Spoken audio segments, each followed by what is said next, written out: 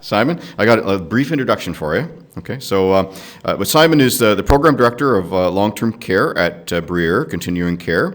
Bruyere Continuing Care is one of Canada's largest complex continuing care hospitals. Simon previously worked at the Ottawa Hospital, one of Canada's largest academic teaching hospitals, in various leadership roles.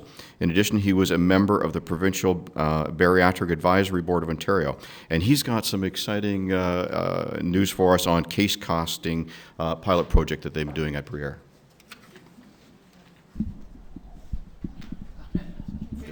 Thank you.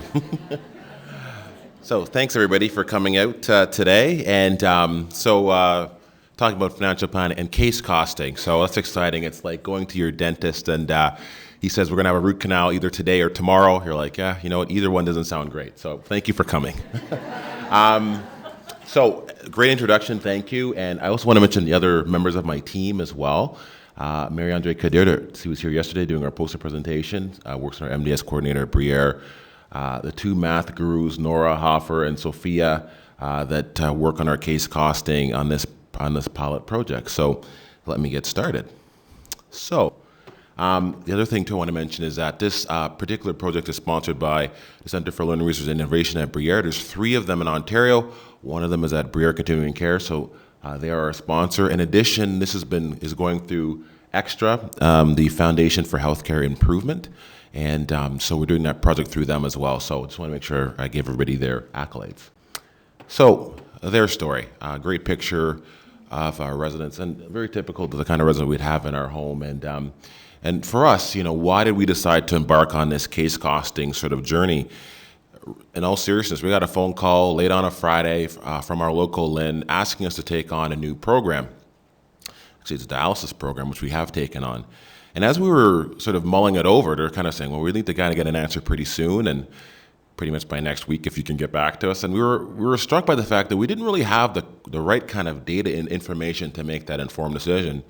Let me just back up a little bit about Bruyere. Bruyere is very similar to sort of Baycrest, but it's sort of that in Ottawa. We have sort of 3 main lines of business, complex continuing care at one site, palliative care rehabilitation, and then long-term care. And we have that on 2 sites. One of our sites is quite large. It's a 200-bed long-term care home, plus we've added an additional about 142 beds of assisted living in a village concept. So we have a lot happening on one of our sites, and plus our Centre for Learning Research and Innovation. So it's our long-term care business is very large and something that we're very passionate about. And the mission of Bruyere is really to be a leader in aging in Canadians, and especially within our region. So we get this phone call. We're not really sure what to do with it. And on our hospital side, we have the ability to have case costing information. I'm going to talk to you about that, obviously, what that means, to make those informed decisions, which in this particular decision, we kind of had to make it almost really blind by our standards. So if you look at it, sort of the current problem is that we have that sort of $3.7 billion, for long-term care funding. We don't really have, there's guidelines from the government about how to implement case costing in other jurisdictions of healthcare, acute care, but not in long-term care. So that's where this project came from. And Bruyere has a lot of case costing expertise. So what is our aim for this pilot project at Bruyere? We're sort of halfway through it. We're going to have our first sort of results of all the information by June, is that we want to be able to allocate at least 80% of our expenses to our case costing methodology, our framework, and that will be used to manage our decisions. And what we're trying to do is become more numerate, make better decisions based on actual real data and not on anecdotal information. So what is case costing? It's basically a single source of integrated financial and clinical information, so it actually reflects the true patient costs. And I'm going to talk to you a little bit about that too. Also, I think on the big picture, it's going to help us, all of us in the room, to be able to go back to the ministry and really advocate for funding based on true costs. Right now, we're not doing that. I mean, we're based on the CMI, and there's not a real true picture of the cost. I mean, if you think about it, we have the CMI calculation from MDS. The government says we're going to give you so much money based on CMI, but really we don't actually know if that's actually accurate. And I think even more alarming really is if you think about the specific groups, if you want to define by dementia or some of our behavioral people or wound issues, really from all the discussion I've been hearing at the conference, not terribly sure if the funding we're getting for that actually matches to the true cost of taking care of those residents. So that is an issue. So how did it start? Back in 1992, really kind of a voluntary thing from hospitals getting together, volunteer to participate to do this case costing. It was then transferred to the government, and in 2005 was sort of they expanded the case costing methodology to other hospitals. So what is it? Why is it important? I sort of mentioned this already, really so that we can make really good decisions based on real evidence. This was talked about just earlier, and tracking our expenses properly and making those evidence-based decisions, sort of my last line. So what costs are we talking about? We're talking about all the costs associated with the home. So those direct expenses from your labor, I know diagnostic imaging, we can talk about that a little bit. Pharmacy, but pharmacy doesn't really count because we don't have to pay for pharmacy, but still that we do that in the hospital setting. Raw food, and then our indirect costs, our cost of administration, human resources, financial management, all those things will be tied into the system, and then we're going to derive that to each specific patient cost. So we can actually get a cost per patient. So how do we do that? We're going to be doing that, but it's easy. I mean, in long-term care, we have the CMI, so that's what we'll use. Other methods we'd have, you might be using the DADs or different things in rehab, so and then our case costing, our financial data, we're going to put those things together. So this is a very complicated slide to explain how it works. I'm not going to use that slide. So what I'm going to talk about is, that's for the accountants. Not an accountant, but so let's just say that this presentation was fantastic. You loved it. You decided to take me out to lunch after, said, let's go out to lunch. And I say, thank you very much. So gracious to invite me to lunch. We decided to go to a buffet, okay? So really lovely buffet. I think there's some seafood on the menu. We're talking about the women's hockey game and how they won, how inspirational that was. And so the bill arrives. Sorry that we're using American money, but the bill arrives. And the usual thing that we do, hopefully, well, first of all, that you'd pay for me. But if you decided not to do that, that'd be the right thing. The usual thing you do, you take the bill and you'd average it. Say it's $100. You'd say, okay, there's 4 of us out. It's $25 each.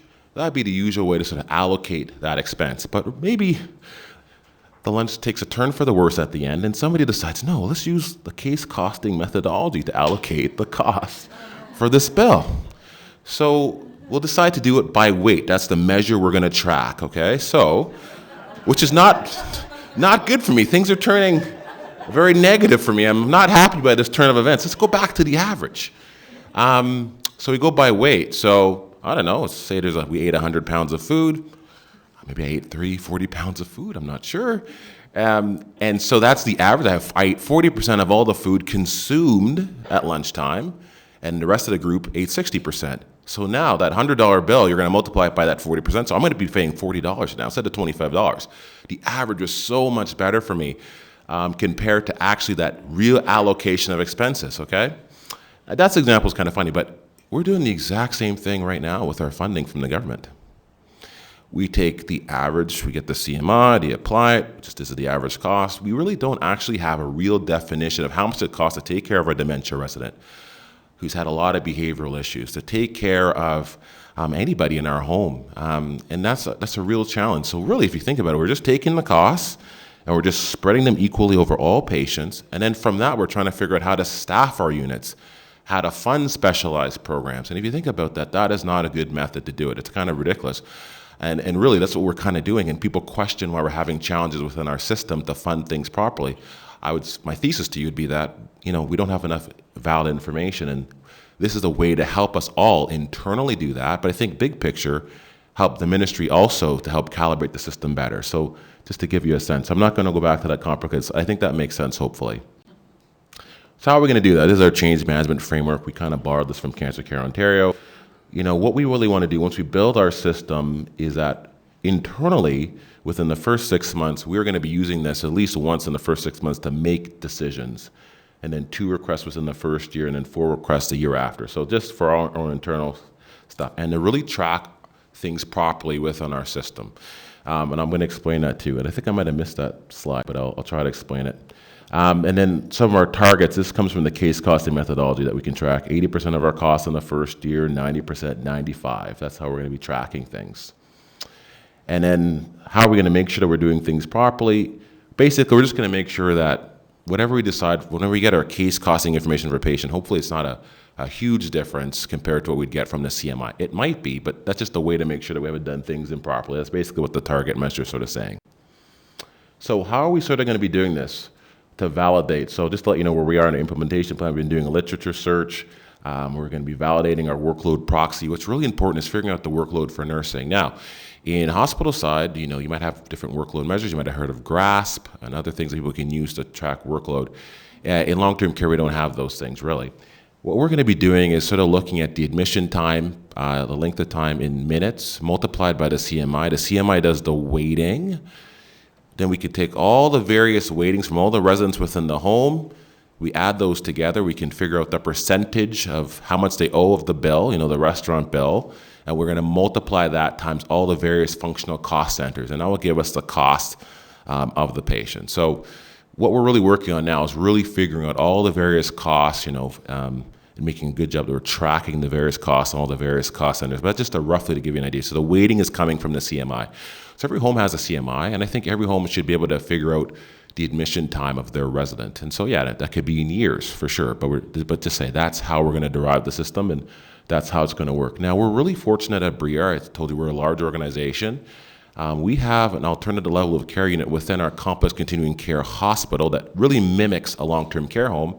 And for years, we've been collecting nursing workload data from GRASP. So we're actually going to compare that information, that data, to what we're going to be taking from our calculation, our workload proxy. So a proxy is just an approximation for the workload of nursing. So, and that's how we're going to do it. Now, and what the nice thing about this project is the goal, because we're doing it through our foundation and through the extra program, the Foundation for Healthcare Improvement, a great, huge foundation, is we're developing a toolkit that all long-term care homes are going to be able to use. Free of charge. You can take that toolkit, and you're going to be able to use it in your own home, so you can figure out the cost to take care of your resident. I think that's really, really exciting. And so, it looks like my slide, the fourth point got cut off. So, and that's going to be very helpful for you. I think at the end of the day, it's about how do we make those really great informed decisions. I think big picture, if I was in ministry, I'd probably say, okay, maybe we can allocate some homes within the province to be our aggregate homes so that they can do case costing methodology. They'd be paid for that or some sort of system. And that would help us to sort of add additional data into the system to feed how much we should be getting for the CMI. Okay, so that gives us more accuracy. And I hope from that we'd end up getting more money. And I'm sure that we would. I mean, our assumption in doing this project has always been, and we'll find out very soon in the next couple of months, that we're actually not getting enough money for our residents. And I actually think that we're maybe doing okay. And my guess is we're probably doing okay in some of those really easy residents. But I think on the majority is we have more and more patients with dementia. I know in our two homes, I think 60% of our residents have dementia. It's becoming more and more of a challenge. What do we do for our younger residents who are getting caught into our homes that require more effort, more work, who come in with other injuries, like brain injuries, but they can't stay at home? This is going to be a really good way, because we can take from the CMI, we can actually pull out people based on different diagnoses, and we can figure out how much it costs to take care of those particular individuals. And I think we can go back and advocate to the government about how we should be taking care of those people from complex wounds, or even internally how we want to sort of allocate our resources. So I will finish with a joke. Actually, no, not a joke yet with them. So I guess the whole point is next time, when we get that phone call from the ministry, we'll thank you very much for that opportunity. We're going to look into it. We're going to crunch our data and our case costing software, and we'll get back to you to see if what you're going to give to us as a cost makes sense. And if it doesn't, we have the information to get back to you, and this is what we're going to want. And I think that's a good thing. I also think internally, if we do make a decision to take on a program, we can go back to our families and loved ones and say, by the way, we made these decisions to move our staff around based on really good evidence when you go to your family counselor, resident counselor, and they can understand that. I think that's really important as our families get more and more numerate, and they're very, very intelligent looking things up. It's another thing that we can use. I love this slide, if you can read it. Our financial outlook is improving. The price of red ink just went down. I think that's kind of where we're at. Bruyere is just like every other home. We have our struggles. I'll be really honest. I mean, our nurses were non-unionized and became unionized. It made a huge financial impact on our organization. We're struggling with how do we meet the needs of our residents and families, and living out our mission. As a Catholic healthcare organization, we're started by nuns and sisters who still walk the floor, still volunteer, providing those services to our residents, also balancing of tight budgets and increasing complexity of CMIs. I'll just close with this story. About 7 or so years ago, sort of the fourth floor of a long-term care home was more for our autonomous people, so people could really, speaking French, people who were more able to walk and just take care of themselves. Almost 30% of our people on our fourth floor had cars and were driving. That was the population that we were serving, and that was totally normal. And now we're going to, that same unit. We have people coming straight out of a stroke unit. 3 days, after having a stroke coming, they can't walk. There's a lot of complicated issues. The patient group has changed dramatically, and it's going to continue to go that way. And so this is a real way for us to figure out how to manage better. And I think we all need that, and I think that'll be really handy. So I think that's the exciting part about it. So it's still, financial stuff is still kind of a root canal, but it's a root canal with anesthesia. It's a bit better. And I'm fortunate to have really good accountants on the team. So anyways, thank you very much, and good day.